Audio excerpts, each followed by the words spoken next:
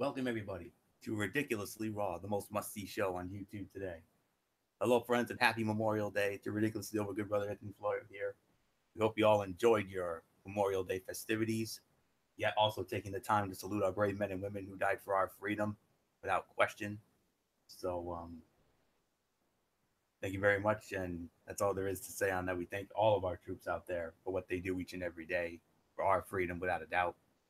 We're dedicating this show to you folks tonight, so sit back and enjoy it. I can honestly say it was another meh edition of Monday Night Raw, but what else is new? I mean, this is starting to feel like 2 years ago all over again when SmackDown Live was whooping Raw every week, and after what we had tonight, well, I think we can pretty much see why. But don't get me wrong, this was another in the middle kind of show, really. We had some moments, but then again, we had a lot of cutouts. What else is new? But really nothing more to say on that. So, joined as always by good old MF Michael Fletcher. We also have the Twisted Angel Didi Woodson with us. I highly doubt that the Phenom Michael Bullock will be joining us this evening. I haven't heard from him today. We didn't have our Raw chat tonight. I'm guessing he had Memorial Day plans with his family, so that's obviously why we probably didn't have our Raw chat tonight. But we're hopeful that he'll be here with us sometime later on. But we'll just simply catch him up on what he missed. So nothing really to say here. Let's just get into it. Before Raw started, they had this very well done Memorial Day tribute video, which I thought came out really, really nice. So yeah, that's got to go down as one of the best ones I've ever seen. So awesome. And we started it off, of course, not just cutouts, are traditional here on Ridiculously Raw, but also 2-for-1 deals. And this is an interesting one. Yes, we had a elongated promo segment, but it was not one of our usual suspects. It was not Kurt Angle. It was not Stephanie McMahon. It was not Roman Reigns. It was Braun Strowman. Braun Strowman starts the show, stating his intentions for Money in the Bank, obviously, and he actually gets interrupted by Finn Balor, and Finn Balor. You remember they had that very good main event last week, one of the highlights of last week's 50-50 show, and Braun Strowman tells Finn Balor, "Hey, you put up a good fight for a little guy," and then Finn Balor took umbrage to that, slaps him in the face, and then Braun just tosses him aside like a rag doll. And then Kurt Angle comes out and says, "You know what? Hey Richmond, how would you like to see Finn Balor and Braun Strowman again tonight and right now? So how about this? I don't know if there's ever been a moment in the 25 years of Monday Night Raw. I don't know if we've ever had a time where the main event one week ends up being the opening match the following week. Crazy. So that leads into the match. Finn Balor against Braun Strowman. Unfortunately, it ends in a disqualification. Kevin Owens interferes. Finn Balor picks up the win, 11 minutes and 33 seconds. Okay, so to dissect all of this, the segment, fine opening segment, setting up Balor versus Strowman again, and hyping the Money in the Bank ladder match. As for the match, I gotta say, second best fight of the night. I'm gonna give this I was gonna give it 3 stars, but I'm gonna deduct just a little bit for the DQ finish. I'm gonna give it 2 3/4 stars. Pretty good, but it was not as good as last week. But once again, they did a great job of playing the size dynamic. And even though I frown upon disqualification finishes, I think this is one time it actually kind of makes sense. I don't like it, but it actually worked fine here. You obviously want to set up Money in the Bank, every man for himself, and all that good stuff. So I would probably say maybe the default segment of the night with Balor and Strowman there. And as for the match, it was the second best fight of the night. 2 3/4, originally 3, but I gave it 2 3/4. I'm deducting a quarter here because of the DQ finish, but at the same time, the DQ finish kind of made sense here because, you want to create all kinds of mayhem going into MITV. So really nothing more to say here. Let me bring in Grill MF Michael Fletcher from the Cerebral Smack Talk. And MF, good, solid start to the show, even though it was another in the middle show. But Braun Strowman starting the show, not Roman Reigns, not Kurt Angle, not even Stephanie. Nice, refreshing change of pace. Well, the thing is that now all of a sudden, a lot of the WWE universe has been begging for Braun Strowman to be the guy now, and it looks like WWE is actually starting to push him as the guy. So, it looks like what they're doing is WWE is actually listening to us for once, not cramming Roman Reigns down our throats, and is actually starting to push a real monster, a real guy that is an IWC darling in Braun Strowman, and making him look like the face of the company now. So, I mean, we'll wait and see what happens. I mean, it is a nice change of pace. And of course, you get Finn Balor, and the old testament. Finn Balor is over, and he, regardless of what you want to say about Balor, he's definitely one of the workhorses of WWE. Not the guy, obviously, that's Seth Rollins, but let me tell you, Balor is really good as long as he stays healthy and does what he does. He's one of those guys that you gotta love, you gotta respect, you gotta like, and there's really nothing more to say. I think what we've seen so far tonight was pretty good. Really nothing more else to say. Solid performance, and the match itself, yeah, I'll give it a 2.25 stars. I mean, it could have been a lot more better. The DQ finish was a little clunky, but I'm not gonna go crazy about it. I mean, it was solid for what it was worth. It served the purpose that it needed to serve, and it kind of made both guys pretty decent. So, nothing more to say. Didi, what did I give it to you, my dear? I'll agree with the segment being the default segment of the night. As for the match, we all know my feelings on DQ matches. Yes, the match was solid. Yes, we had our David and Goliath match going on here. But I'm going to go down a little further than you guys. I'm going to give it just 2 stars because there was just, I mean, yeah, they're setting up for Money in the Bank, but there was no business for KO to be out there. Kevin Owens didn't need to be anywhere near the ring. He didn't, he was fine at the announce table. He should have stayed there. So, I'm going to leave it at that, say 2 stars, and move on. Alrighty, and we're going to move on to our next moment here. Well, initially, Elias was going to play another one of his quote-unquote songs, but he runs down the crowd as disgusting and has his lighting changed so we can't see them, and he stalled, never played, and still in the ring after a commercial break, threatening to leave.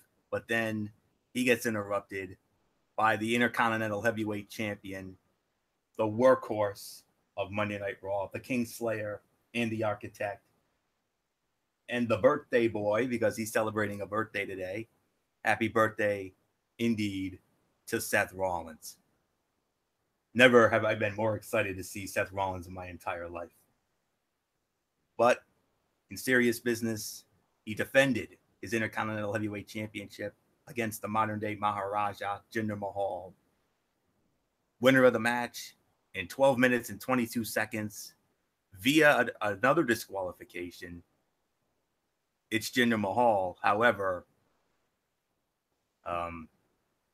Seth Rollins still the Intercontinental Heavyweight Champion because we all know the rules of a title match. The only way a title changes hands in WWE or in professional wrestling altogether is via a pinfall or a submission. That did not happen, so therefore Seth Rollins is still the Intercontinental Heavyweight Champion. Praise the Lord. Fight of the night. I gotta say, fight of the night. Initial, and it's gonna be just like the last match. My original rating was between 3.25 and 3.5, but because of the DQ finish, I'm going to knock it down a peg and I'm going to give it a solid 3. But don't get me wrong, this was the fight of the night. It was actually a good match with a strong layout, and the interference actually helping and adding more heat to a great crowd in Richmond, Virginia. Now, I'll be honest, I hate that we got back-to-back disqualification finishes. I think it's a very poor way to start off the show. But overall, Rollins does leave with 2 matches set. You got to believe Jinder Mahal is going to get a rematch. Maybe next week or maybe after. I don't know. And then I think he'll eventually get by Jinder, because you saw it as Elias was leaving. You saw the look. If looks could kill, well, you saw the looks that both men gave. So you saw the look. So I think we're setting up. I think we're setting up for a Money in the Bank showdown here. But MF, I'm going to bring you on in here. I went a little too long with my intro there, trying to set it up. But then again, I guess I was just so excited about another event in sports that happened tonight. But MF, come on in. I mean, Seth and Jinder, you could say fight of the night, but I think what we're going to have now going forward down the road, maybe at Money in the Bank in Chicago, can you imagine if they do it one-on-one? My guy, Seth Rollins, against your favorite Raw superstar, Elias. Admit it, he's your favorite. Come on. It's going to be an interesting dilemma. I think it'll be an interesting situation. I like what I like. I like what I see, and I like where it's going. At the end of the day, yes, it's 3 stars. You could easily call Fight of the Night, which is no problem. Okay, I'll give you that. It was as good as it needed to be. It spoke the story pretty well. Rollins definitely now has some legitimate contenders for the Intercontinental title. Yes, there's Elias. Yes, there is Jinder Mahal, and obviously you can't just say, oh, these 2 guys are out of the picture. They're not out of the picture. Jinder definitely has a gripe or a right to say, hey, I deserve a shot. And Elias has definitely made his intentions known very well, that about him becoming Intercontinental champion. We're gonna have to wait and see what happens. All we know is one thing's for sure. Seth Rollins, you are a marked man now, because now you got a lot of contenders coming after your belt, and they want to take you down. Yes, the winter may have come, but we're no longer in winter, my friend. We're in spring, and we're roaring into summer, and you got a lot of people coming after you now, and are they, some of them are worthy contenders. I mean, look, we can say whatever we want to say about Jinder Mahal. However, he is a former WWE champion. I know it was a cup of coffee. I know a lot of people didn't like him as the champion, but still, under the record books, he is a former WWE champion. Elias, on the other hand, is a different breed, a different story. But if you think about it, he is quickly becoming one of the most over heels in WWE right now. And yes, there is a lot of people that's willing to walk with Elias along with me on that front. And I'm going to tell you, going into Chicago, going into the IWC capital of the world, there are actually some people who are knuckleheads, including myself, that would love to see Elias become the next Intercontinental champion. Now, I know this would definitely anger Anthony Florio because of how much he loves Seth Rollins, and because ever since Seth Rollins has become the Intercontinental champion, I'm gonna openly admit it, that belt has become relevant again. It is brought back the old school luster, and it's brought back the old school respect and the dignity and the tradition. It's back with Seth Rollins as the Intercontinental champion, no doubt about it. I'm not gonna gloss over that. But for me, I would love to see a guy like Elias walk out with the belt and bring something to because a lot of the times when you're an Intercontinental champion, that's supposed to be like a stepping stone for you to become the next big thing down in WWE. That's what the WWE US title has become an Intercontinental. Whenever you're a holder of those two belts, it's supposed to be a platform, a stepping stone to possibly the upper mid card main event level. Whereas for Seth Rollins, it's basically a placeholder for him for now. Even though we know he's a main event guy, he's the face. He is definitely one of the big faces of WWE.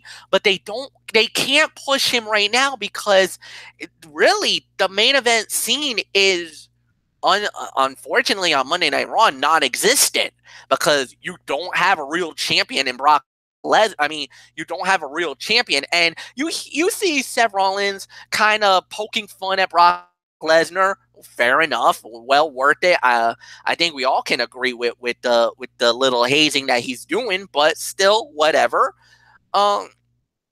We just gotta wait and see what happens. So, 3 stars. Yes, it's a fight of the night.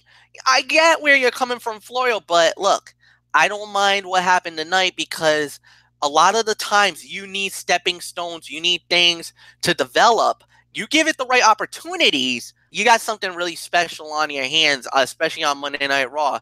The secondary belt, the Intercontinental title, is right now your biggest belt on the show. Even though the Universal title is not there, which is supposed to be your bread and butter, your ace in the hole, you don't have it. So what's that next belt need to be? It has to be the IC title. That needs to be your face of the company. Don't get me wrong, but it is. They've done a pretty good job at that in that grand scheme of thing, or in that look and feel. So nothing more to say, Anthony. Thank you for the moment. Didi, it's all yours, my love. I'll go ahead and agree with the rating, although this is another one that, no, I'm not too crazy about the DQ, but, with the way the match played out, yeah, this DQ made sense over the last DQ that did not make sense. Because Jinder brought the chair out first, used the chair when the referee was busy with the stupid Singh brother who was out there, and then Rollins did, fair play. Jinder did it, so now I can do it, and it's not going to cost me anything. So he did it. So I'll go ahead and say match of the night, 3 stars. After the match, the attack from Elias, storyline building. Do I want to see Elias with the IC title? No. I can't stand Elias. And now all of a sudden sounds like he's starting to steal other people's music, because from what he was playing tonight, it sounded like a Metallica song. So I think he lost his original gene of music, although I really didn't much like his performance anyway, so it doesn't matter. So whether or not this ends up on Money in the Bank, that would be an interesting match to see. But no, I don't think Elias will get the title. So sorry, MF, not going with you on that one. So Florio, take it. Yeah.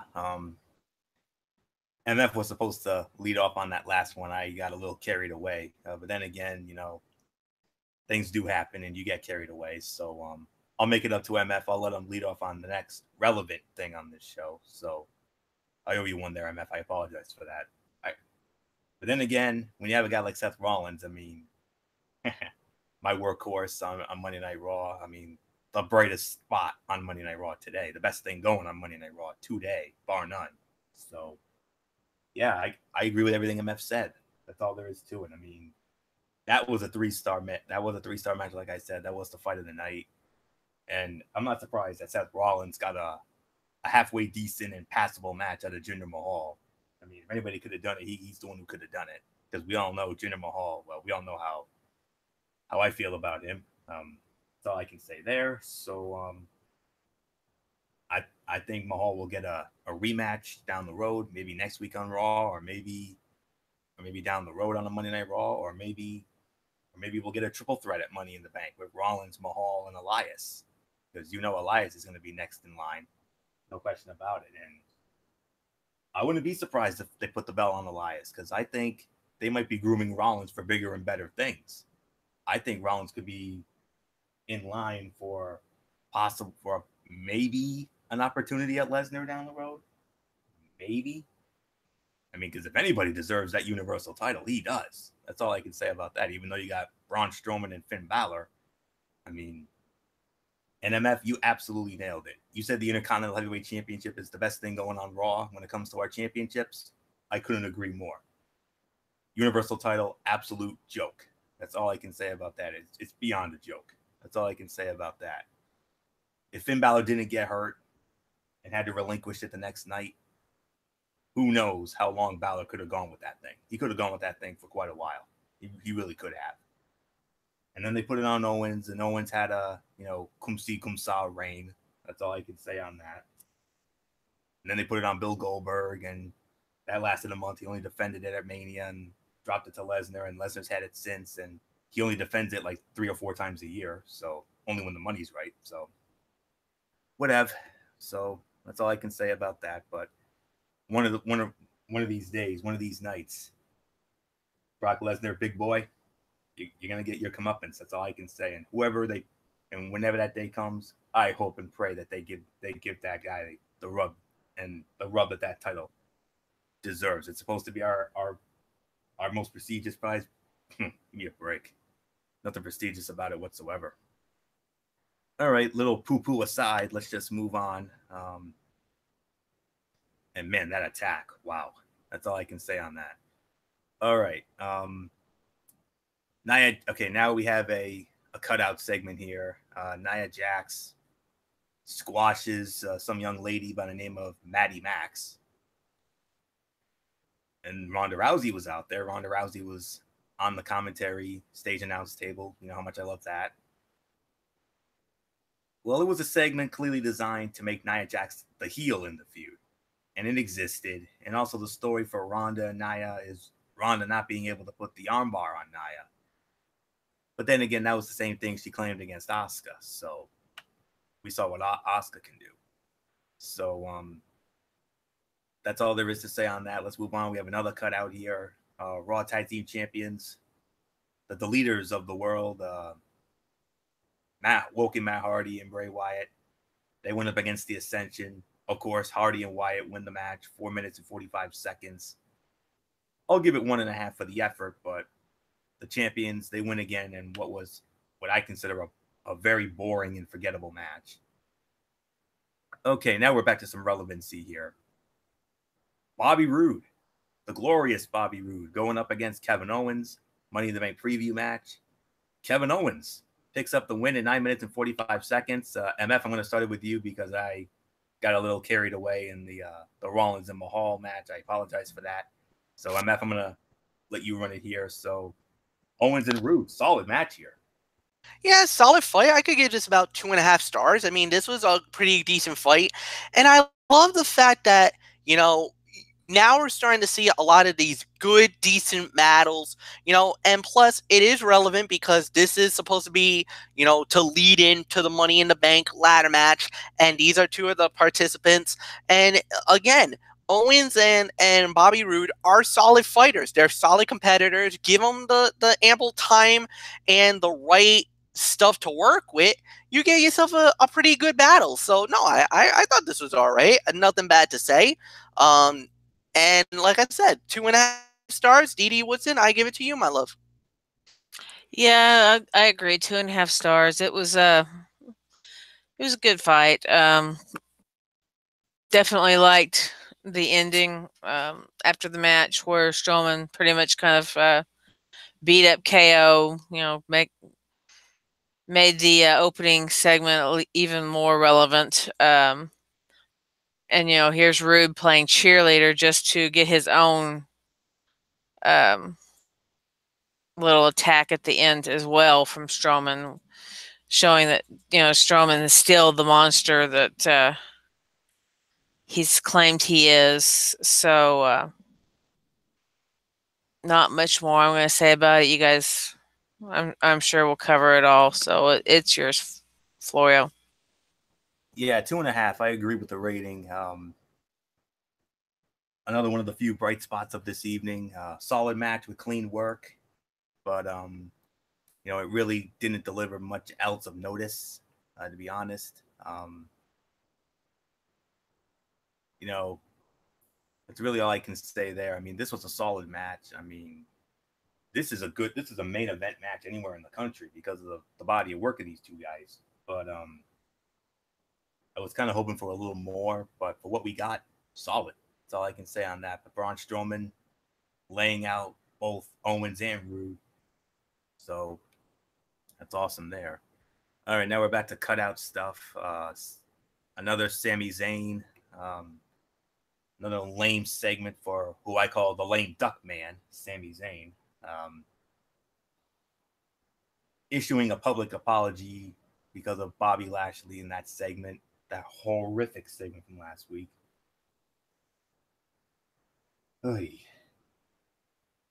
I'll say this was better, but in honesty, not that much better. I mean, once Bobby Lashley came out, that made it better. Lashley, dominating over Sami Zayn. And I hope and pray, and unfortunately, we're gonna have to deal with this at the Money in the Bank event. It is gonna happen 1-on-1, Sami Zayn against Bobby Lashley.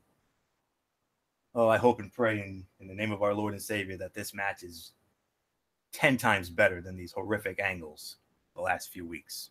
So that's all I can say there. When I'm not gonna have MF or DD dignify it because I love and respect them way too much. And then, interesting matchup here. We had Drew McIntyre going up against Chad Gable. Drew McIntyre wins it in 4 minutes and 45 seconds. I think I'm gonna maybe consider this a cutout as well. But I'll say it. I mean, this was a solid squash. Gable really sold for Drew, and Drew McIntyre looked great. And for this effort, believe it or not, I'm actually going to give it 2.5 stars for the effort. I mean, if we didn't have to waste any time with that ridiculous segment with Zayn and Lashley, you could have added some time onto this match, and the match could have been even better. So, with more time, this it would have been clearly better because I'm high on both guys. So, that's all I can say on that. And then, you thought the segment with Zayn and Lashley last week was bad? Oh, it was even worse. We actually had I thought the segment last week with Zayn and Lashley was the worst segment of 2018. Well, this was actually far worse. And I mean far worse. The B Team hosting a barbecue. Vintage sports entertainment, holiday nonsense. Campy comedy, bull funky, gobbledygook, which was, in my immortal words, beyond a trifle unnecessary. The only person that was laughing harder than the announce team, of course, would be that immature old coot known as Vinnie Mac. And we haven't really seen any holiday food fights lately.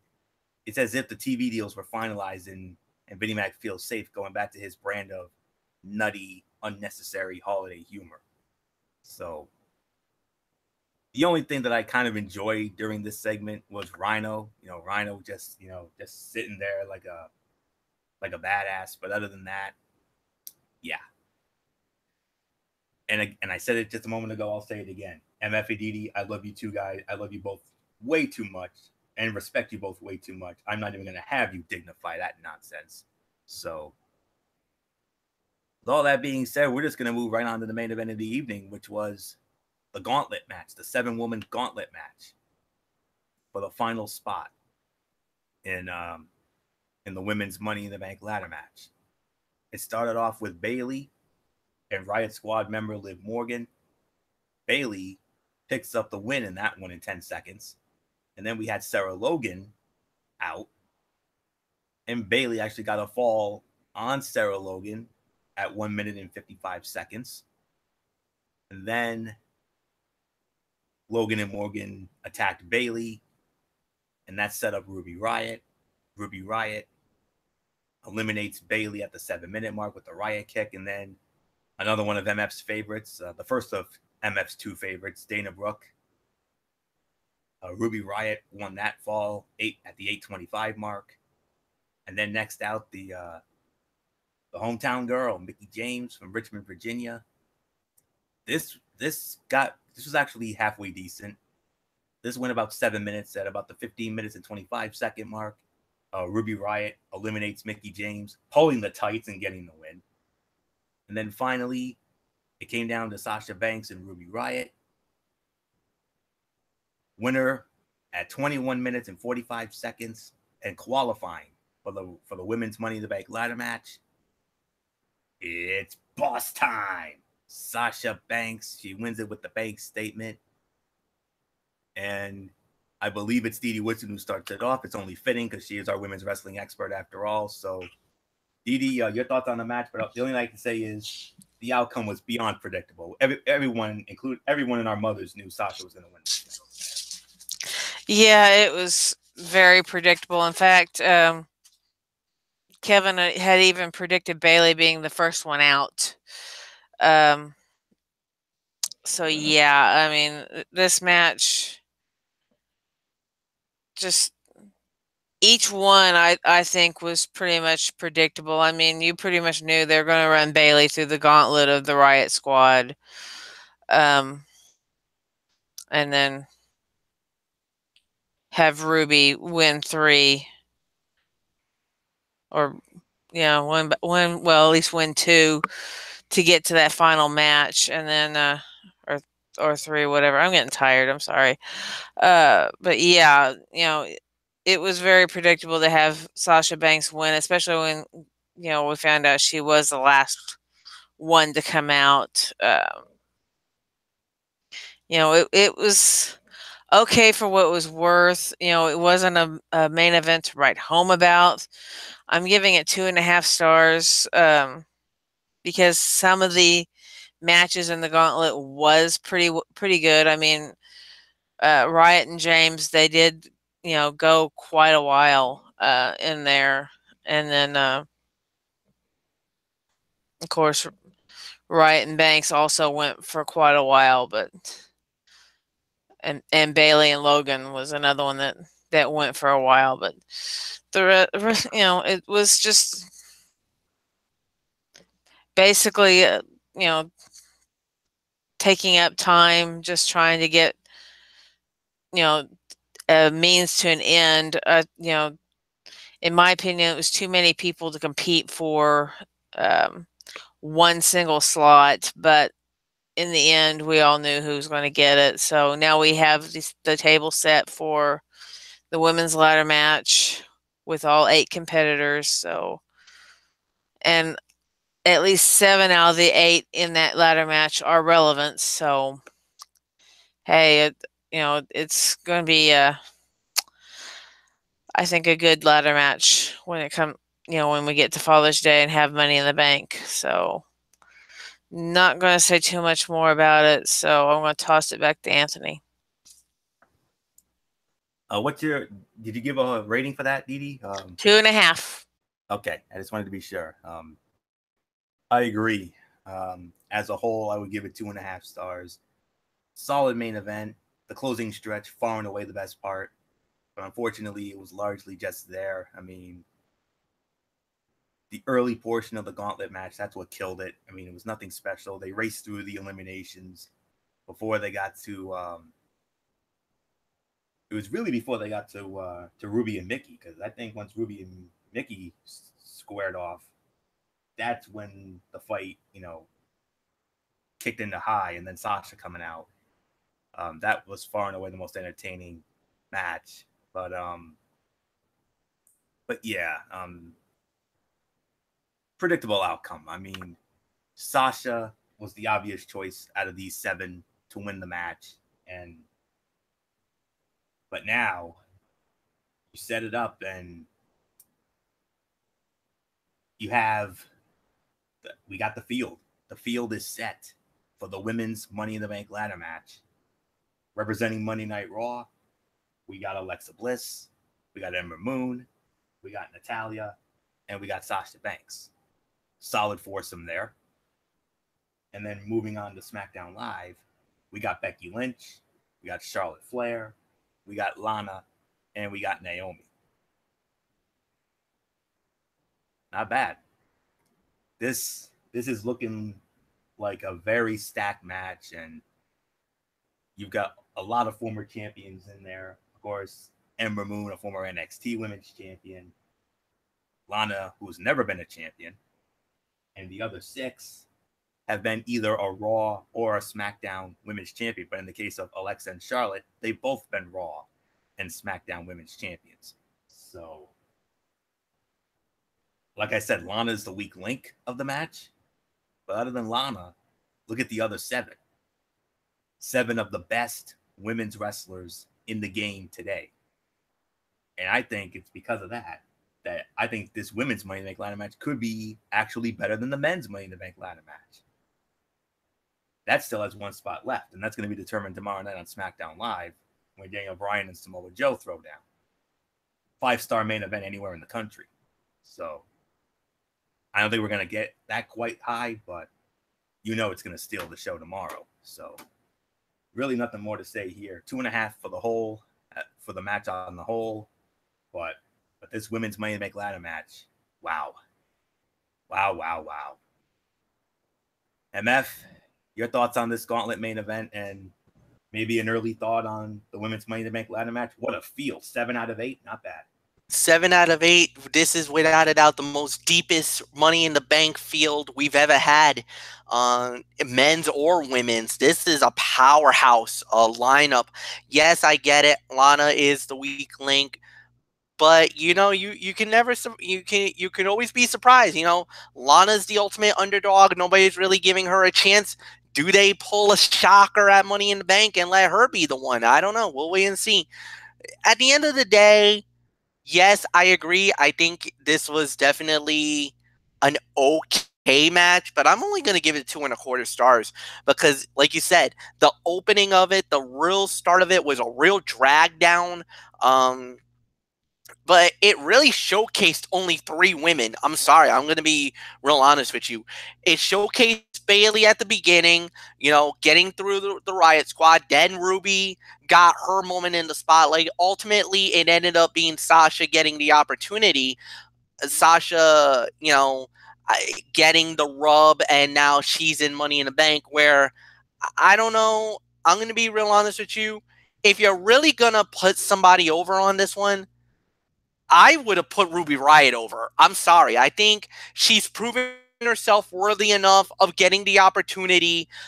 She's been getting some big victories lately on Monday Night Raw. I think it's time that some new blood gets influenced into this. And for me, I think Ruby Riott, Anthony, you called her the punk princess, which she definitely is.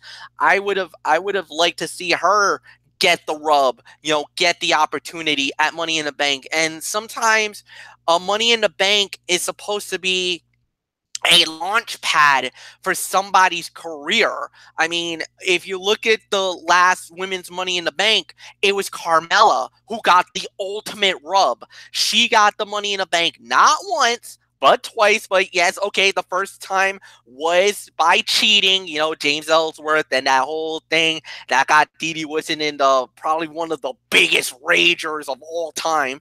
We're not going there, but you know, at the end of the day, Carmella got it, held on to it, won the title. I think it has to be somebody who, you know, it needs to be an underground. It needs to be somebody who we don't expect to get the opportunity. So for me, you know, it is what it is. It served its purpose. They did what they needed to do. They did a good job with it. I'm not going to say anything more than that. So 2.25 stars. Anthony, I give it to you. All right, and we're going to get into our overall thoughts of this Memorial Day edition of Monday Night Raw.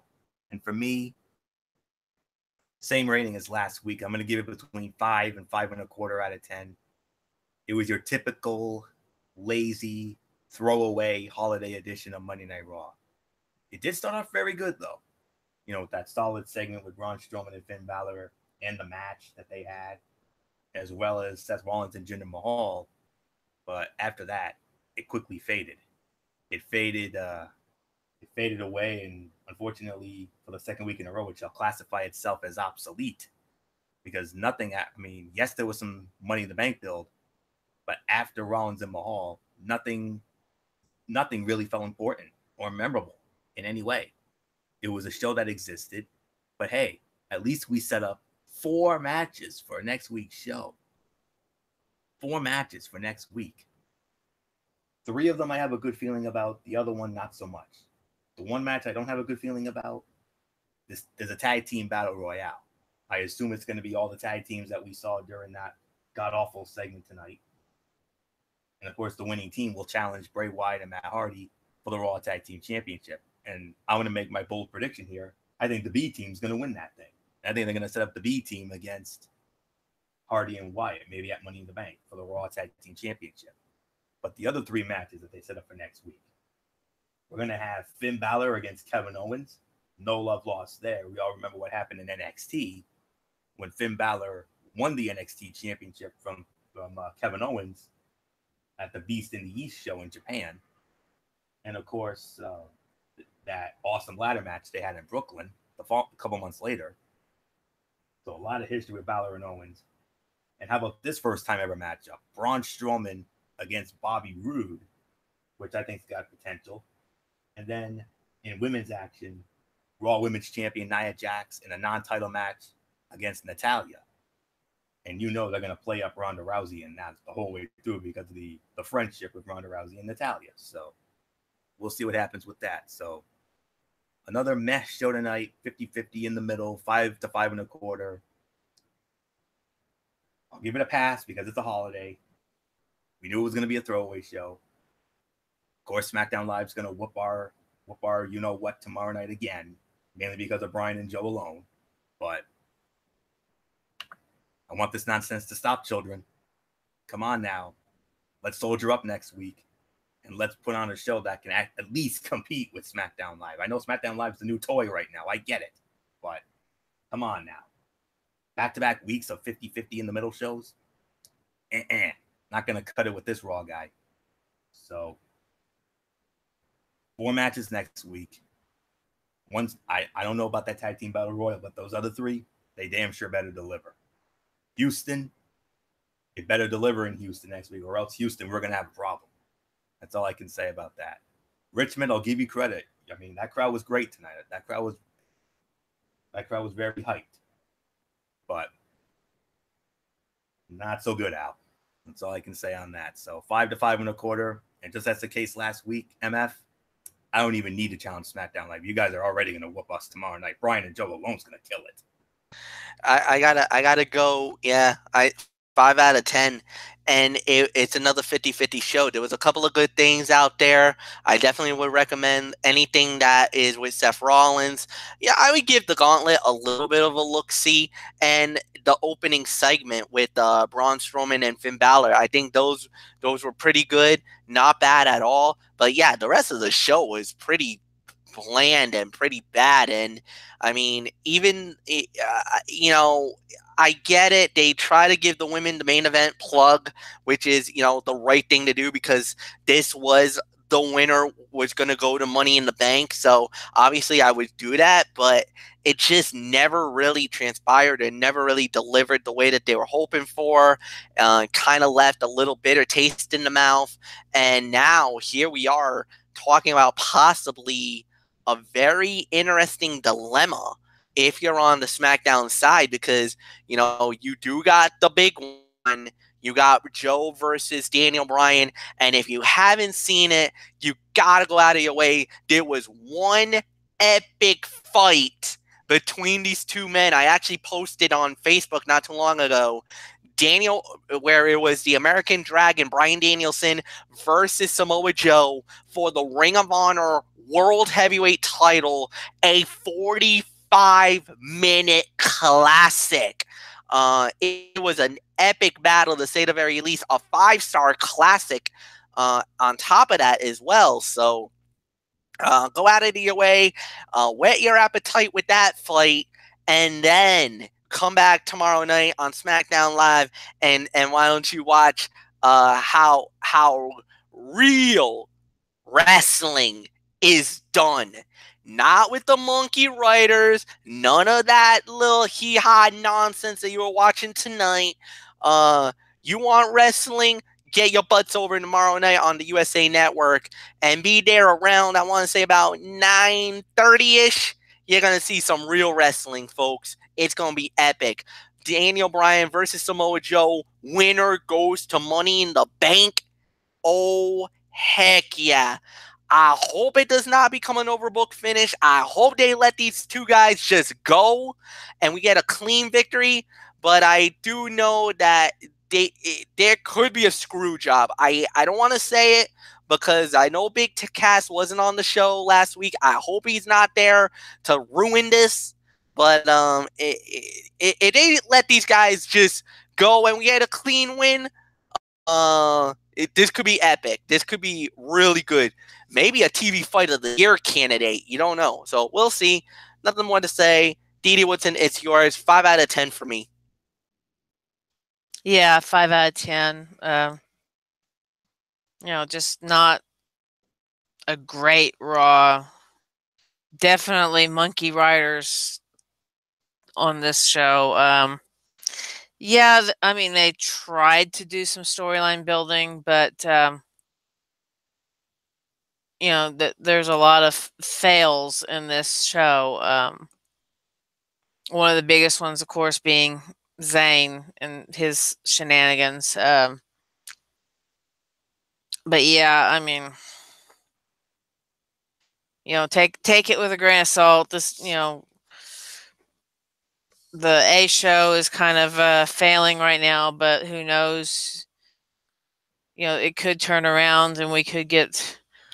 It would be nice to see both shows doing some epic shows, but it seems like they're, they can't have two sets of good writers. You have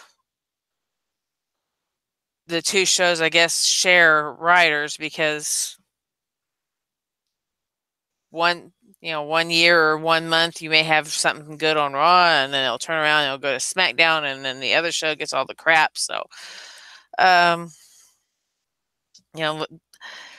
think that they just need to go out, find some new writers, maybe get Vince's monkey ass out of the show, and just move on from there. So, I guess I will see you guys tomorrow night. Night, guys. All right, good night, Didi. We'll see you tomorrow night for the Cerebral Smack Talk over on MF Channel Brace Fan 95. So now it's time for my Tony's take, and we're going to get into 205 Live. Let's not kid ourselves. You want to talk about what the best professional wrestling show on television is today? Hands down, 205 Live. And they yet again delivered another quality show. And we started it off with a solid match here. Drew Gulak squaring off against Gran Metalik. Drew Gulak wins it 8 minutes and 20 seconds via submission. Solid 3 stars. This was a very good opener. Nice mix of the styles. Gulak continues to roll, tapping out another lucha. And it looks like there might be an alliance between Drew Gulak, D. Brian Kendrick, and gentleman Jack Gallagher. That could be entertaining if they put those 3 together. Yeah, we had we actually do have a rare cutout on 205 Live. TJP squashing some goof named Christopher Guy. He knocks him off in about 2.5 minutes. It was a good squash to get TJP back on track. And then in the main event, what a matchup this is. Hideo Itami squaring off against Akira Tozawa. Hideo Itami wins it in about 15 minutes. Well, just north of 15 minutes at 14 minutes and 55 seconds. Fight of the night, 3 3/4 to 4 stars. Very good main event, with Tozawa playing the fiery and resilient babyface, juxtaposed against the Minoru Suzuki / Don Fuji-like grumpy old man of Itami. The dynamic was well done and laid out just about as well as you could have hoped. Tozawa kept fighting and was not going to give up, but Itami was out to prove a point and made sure to get it across and picked up a huge win. 7 1/4 out of 10. Following that very good UK show, from the week before. 205 Live got back to their traditional formula. Good storyline based opening match, squash match to get someone back on track, and a high quality main event. Gulak continued his feud with the Lucha House Party, and they heavily teased the alliance with Gallagher and Kendrick. TJP got back on the winning track and is seemingly starting a new program out of that. And they hyped the big match for next week. Of course, we know what the main event is going to be tomorrow night. A Cruiserweight Championship match on 205 Live. Cedric Alexander defending the title against Buddy Murphy. That's going to be all kinds of awesome. So you're seeing why right now 205 Live is continuing to be the best weekly TV show with ease. Better than Monday Night Raw, better than SmackDown Live, better than Impact Wrestling, Ring of Honor, what have you. That's it. So we're just gonna park that there. So let's move on to Impact Wrestling. And we started it off with a tag team match. OVE squaring off against Drago and Aerostar. OVE wins by disqualification in 5 minutes. 2-star match. It was okay for the time given. It was really just a backdrop for the continuing feud between Sami Callihan and Eddie Edwards, which was done very well. Then we had LAX against the Cult of Lee. Cult of Lee wins in 11.5 minutes. 2.5 stars. Solid tag match, which was unfortunately gutted by a long mid-match commercial break. LAX continues to lose without Conan as they look for an answer, while the Cult of Lee gets a much-needed win. And then we had X Division title on the line. Matt Sydal against El Hijo del Fantasma. Winner and still X Division champion in 13 minutes and 20 seconds, Matt Sydal. 3 stars. Overall good match. It felt like they got cut off before they could really go into a hot closing stretch. But nonetheless, solid 3 stars. And then we had Petey Williams against Desmond Xavier. Desmond Xavier wins it 11 minutes and 55 seconds. To me, this was the fight of the night. This was very good. 3.25 stars. Good match. Not only did Desmond Xavier get a much-needed win in his singles career, but he got to show off against a proven former champion in Petey Williams. That's the good news. The bad news is he's going to move on to face MF's buddy from Lucha Underground, their version of Braun Strowman, Brian Cage, next week. Good grief. But I'm intrigued. We'll see what happens. That's gonna go down at that Under Pressure show. We'll get into that in a minute. But remember, Brian Cage pinned Desmond Xavier back at the Redemption pay-per-view, so he's got the momentum on his side. And then in what I consider the most trifle unnecessary main event in history, Congo Kong against Moose. Moose wins in 8 minutes and 55 seconds. I'll give it 2 stars for the effort. It wasn't a bad match. It was just largely lethargic and bland, okay at best. Yes, Moose gets a definitive win, but I am hopeful that he'll move on to something more interesting. That match should never have been the main event of the night. No way. That's not how you main event a show. I'm sorry. 6.5 out of 10. Solid show, continuing Eddie Edwards and Sami Callihan. I can tell you LAX is going to have a new member. You'll see who that is on the show, on the next show. A couple of good matches, and they had a nice setup for the Under Pressure special. Under Pressure looks really strong on paper for a free TV special, and if all goes well, could be one of the better shows in 2018. So here's the card for tomorrow night in no particular order. We're going to get a return match with LAX against the Cult of Lee. Of course, Brian Cage will go up against Desmond Xavier. Madison Rayne is going to square off against Tessa Blanchard. Eli Drake, one-on-one with his now former tag team partner, I guess we could say, Big Papa Pump Scott Steiner. And then the double main event of the evening, Knockouts Championship on the line, a last rites casket match. Ali to defend against Su Yung. And then the main event of the evening for the Impact World Championship, Pentagon Jr. defending the title against Austin Aries. Friends, go out of your way to see this on Thursday night on Pop Television, 8 Eastern. That's all I can say there. I'm very excited. I'm looking forward to this show. Oh my goodness, Michael Bullock has just joined us. I didn't even know he came in. So, yeah, Bullock, we're going to have to really catch you up here. So, Okay, so I was getting ready to close up shop here, but all right, so all right, Bullock, I'm only gonna have Yeah, you talk what? about I'll just go rapid fire quickly. yes, and I'm only gonna have you get into the relevant stuff here because this was full of cutouts, of course. The opening segment with Braun Strowman interrupted by Finn Balor, and then the match with Braun Strowman and Finn Balor. Finn Balor won by DQ in 11 and a half minutes.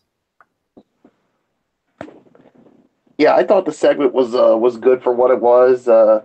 Nice interaction with Finn Balor and Braun Strowman. And as far as the match goes, I'm sorry, I can only give it 2.5 stars. I want to go 3, but the DQ finish because of Kevin Owens interfering really took it away from me. So good match, but I just hated the ending. So nothing more to say.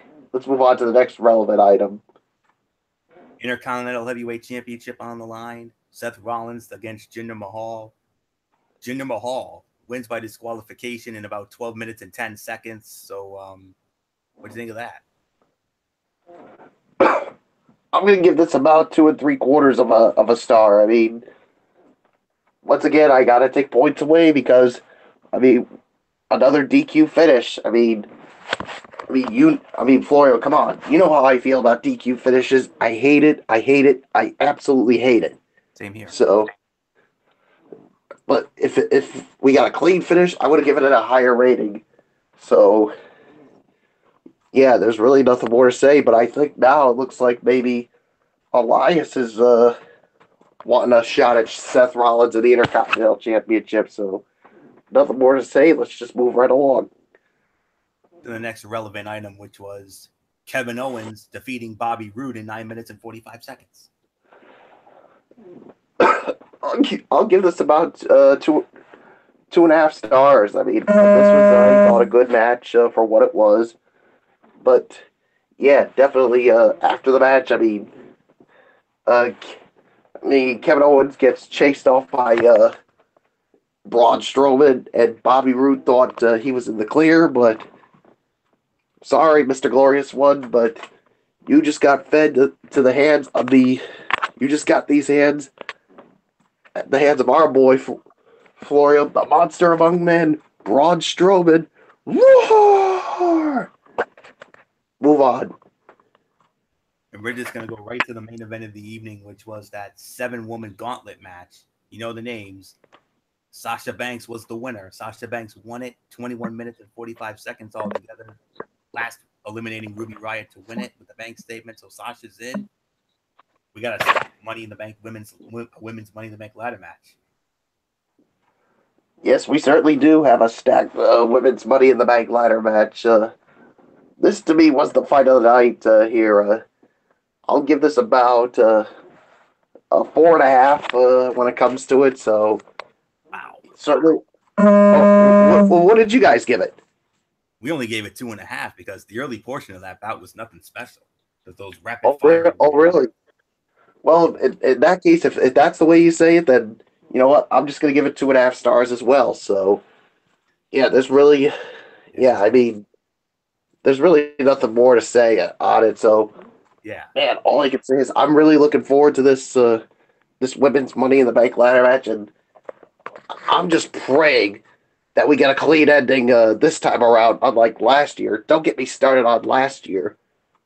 Yeah, same with Dee Woodson. So, so overall thoughts on this show tonight? What did you guys give it? 5 1/4. But what did you guys give it? 5 to 5 1/4. Yeah, I thought. To me, I'm going to give it 5.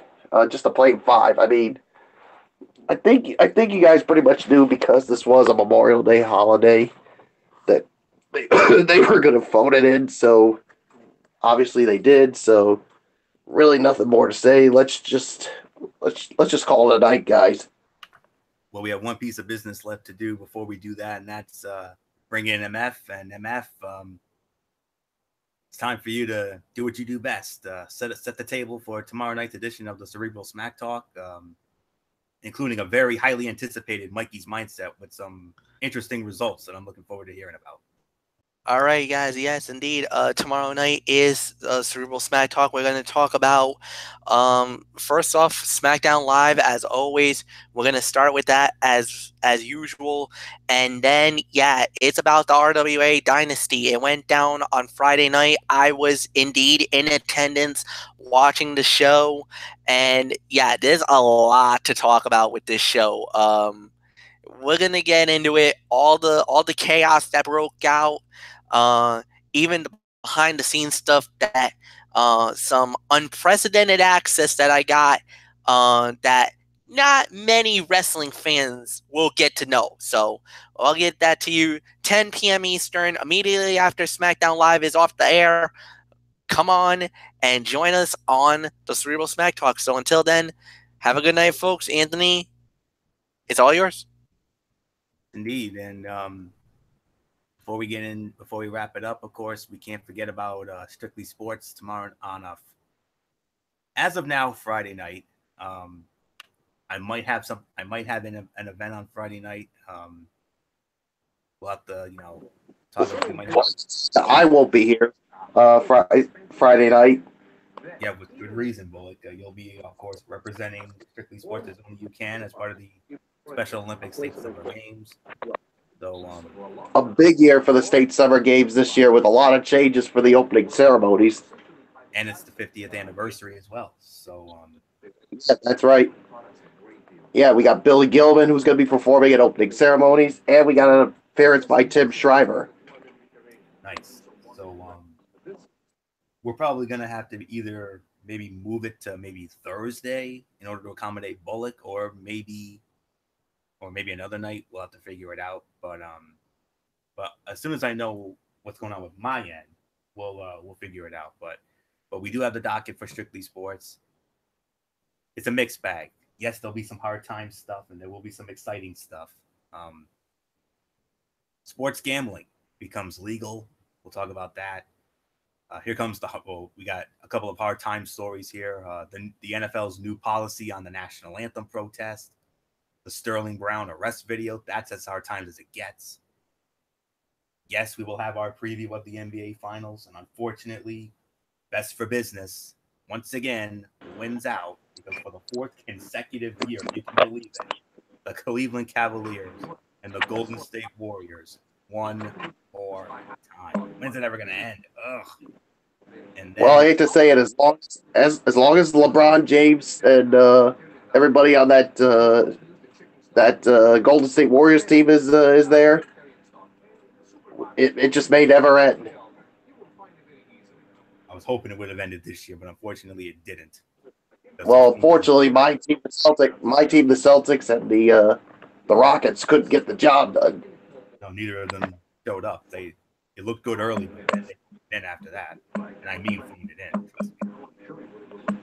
And then, of course, our Major League Baseball Power Rankings, and a huge announcement, gentlemen. The following week on Strictly Sports, Friday, June 8th. Mark this down on your calendar. We're going to have a very special edition of Strictly Sports. We are going to have the 2018 FIFA World Cup preview special. And on top of that, guys, Derek Ferrera is going to be on the show as well. So, wow. So, that's going to go down on June 8th. We'll have more details in the week to come.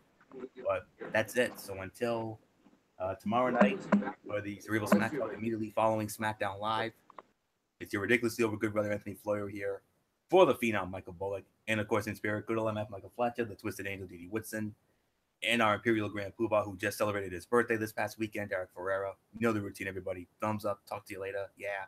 Throw it up Fortune 4 style. Bye for now, my friends. God bless. Be good to each other. Have a blessed Tuesday, and until tomorrow night for the Cerebral Smack Talk, keep it watching. Ridiculously Raw right here on the Tone 25 on YouTube.com. And remember, no matter what anyone tells you, wrestling is indeed actually real. For everybody who's been a part of this one, for now, Anthony Floyo, so long.